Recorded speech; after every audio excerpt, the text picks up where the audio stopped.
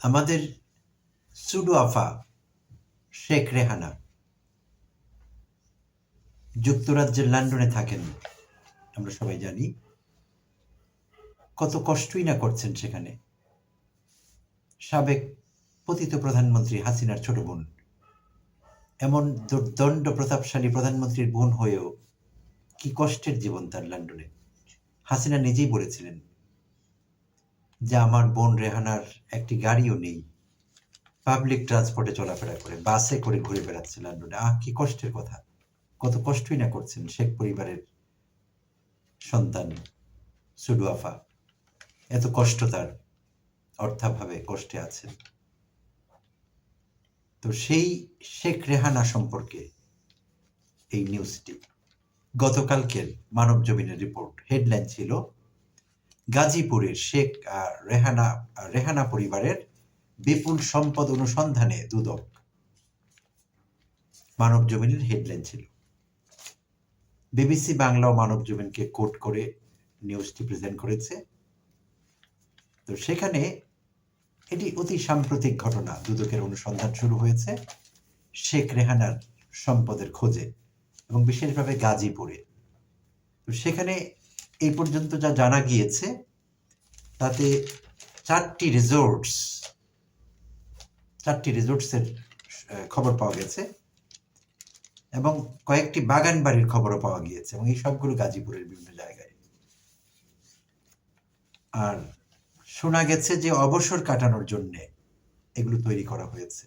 Sudo আফা, বড় আফা মিলে অবসর কাটাবেন সেখানে, সেই রিসোর্টসগুলোতে এবং বাগান বাড়িতে।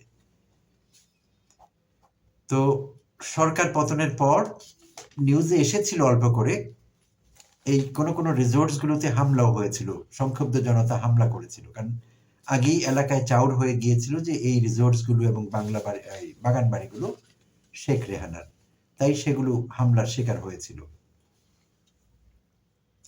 গাজীপুরের কানাইয়া এলাকায় যে রিসোর্টসটি রয়েছে সেইটির নাম হলো টিউলিপস টেরিটরি। রেহানার মেয়ে ব্রিটিশ পার্লামেন্টের এমপি, অতি সম্প্রতি যার মন্ত্রিত্ব গিয়েছে দুর্নীতির দায়ে বা কথিত দুর্নীতির দায়ে, টিউলিপস টেরিটরি, টিউলিপের নামে সেই রিসোর্টস।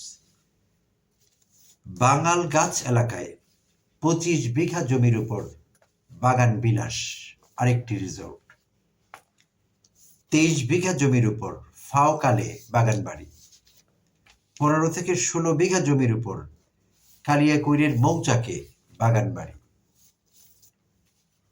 তো সব মিলিয়ে এই প্রপার্টিগুলোর মূল্যমান হতে পারে বর্তমান বাজার দরে 165 কোটি টাকা, বাংলা টাকায়।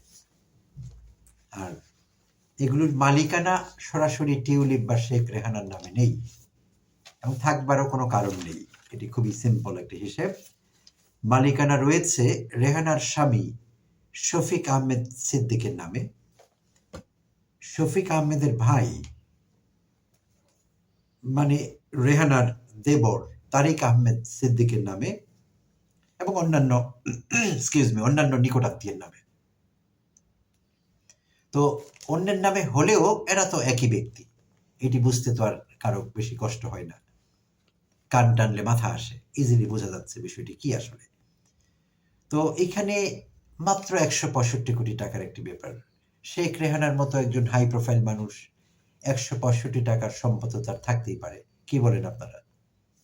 তো এখন প্রশ্ন হলো, এই তো গাজীপুরের হিসেব, অন্যান্য জায়গায় কোথায় কি আছে সেটি তো এখনো বেরোয়নি। তদন্ত চলছে, দেশে বিদেশে বেরিয়ে আসবে সবকিছু।